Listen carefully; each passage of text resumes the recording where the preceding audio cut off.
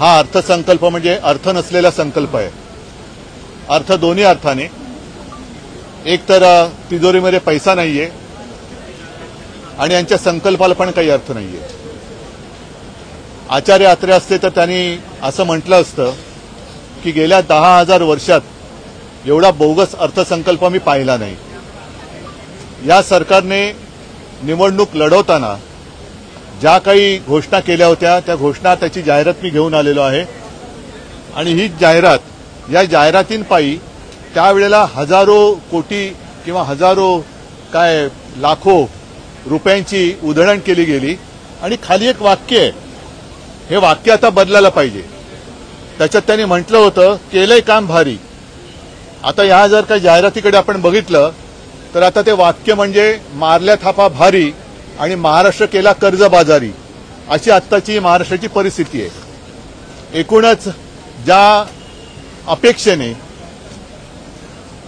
या सरकारच्या मते, कारण आमचं मत आहे हा जो त्यांचा विजय आहे निवडणुकांमधला, हा बोगस मतदान, ईव्हीएमचा घोटाळा, त्याच्यानंतर दुबार मतदार वगैरे वगैरे वगैरे सारांचे एकत्र तो परिपाक आहे।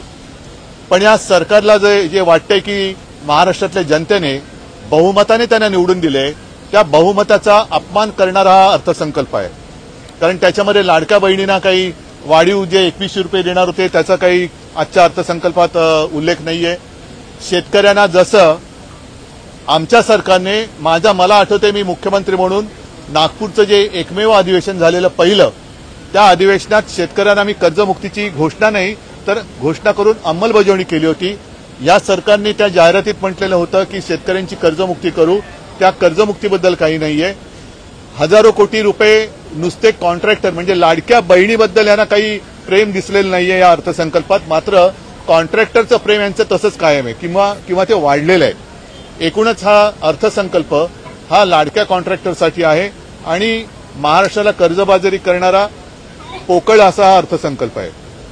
आम्ही आता असं ठरवतोय की या अर्थसंकल्पावरती तसं बोलण्यासारखं काहीच नाहीये।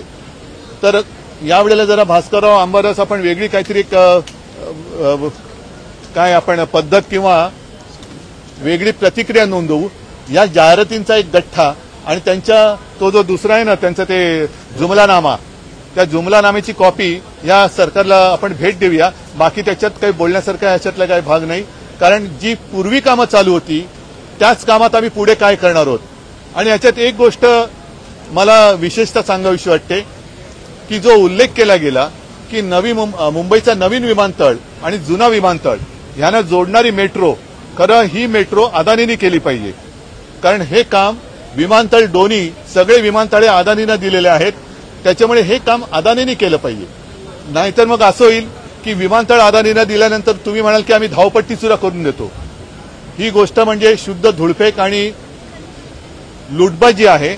तर जी कामं, मी परत सांगतोय की ही कामं जी कॉन्ट्रॅक्टरच्या हिताची आहेत, आणि मी कालच म्हटलं, कारण देवेंद्र फडणवीस कारण नसताना त्यांनी माझा उल्लेख केला होता की कामांना स्थगिती द्यायला मी काही उद्धव ठाकरे नाही, तर हीच जी कामं जी मी होऊ दिली नसती, कारण केवळ मालकाच्या मित्राचे खिसे भरण्यासाठीची कामं माझ्या राज्याचं नुकसान करून मी होऊ दिली नव्हती आणि ती होऊ दिली नसती, त्यातलीच ही कामं आहेत। आणि एकूणच शेतकऱ्यांना हमीभावाचा कुठे उल्लेख नाहीये।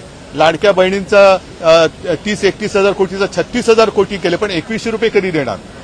म्हणजेच काय की उद्या सूर्य उगवणार आहे आणि मग सर्वांना प्रकाश मिळणार आहे। ह्याच्यात तुमचं कर्तृत्व काय? बरीच कामं ही सांगितली गेली, पण शिवभोजनबद्दल काय हे सांगितलं गेलेलं नाहीये। अशा अनेक गोष्टी या अर्थसंकल्पामध्ये नाहीयेत आणि अनेक गोष्टी ज्या अपेक्षित होत्या त्या देखील दिसत नाही।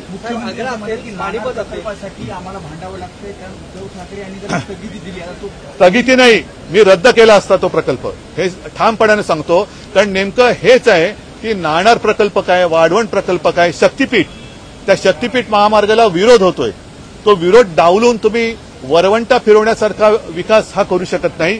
मी नाणार प्रकल्प, जसं नाणारला आम्ही तो रद्द केला, करून घेतला, याचं कारण चांगले उद्योग गुजरातला, म्हणजे गुजरातला रांगोळी आणि आम्हाला राख, असा त्याचा अर्थ आहे की काय?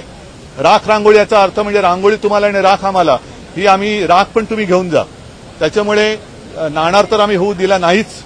असे कोणतेही राज्याच्या विकासाच्याच नव्हे तर पर्यावरणाचा नाश करणारे प्रकल्प, जसं आरेची कारशेड मी रद्दच करणार होतो आणि कांजूर मार्गाला जिथे आम्ही करणार होतो, बरोबर त्यांनी हे सरकार आल्यानंतर आरेची घाई करून कामं करून घेतली आणि ज्या कांजूर मार्गला आम्ही मेट्रोचं स्टेशन किंवा टर्मिनल आणणार होतो ती जागा अदानीच्या घशामध्ये टाकली.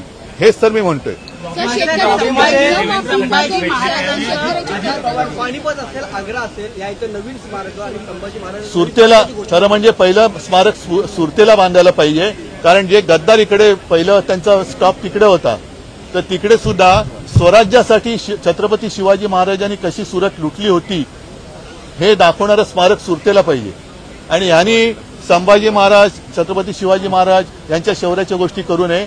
त्यांनी इकडे तिकडे ते स्मारकं जरूर करावी, त्याच्याबद्दल काही मी विरोध करत नाहीये, पण अरबी समुद्रातलं छत्रपती शिवाजी महाराजांच्या स्मारकाबद्दल एक चकार शब्द यांनी काढलेला नाहीये. आपल्या शहरातील ताज्या घडामोडी पाहण्यासाठी रणनीती टाइम्सला सबस्क्राईब करा आणि बेल बटन प्रेस करा.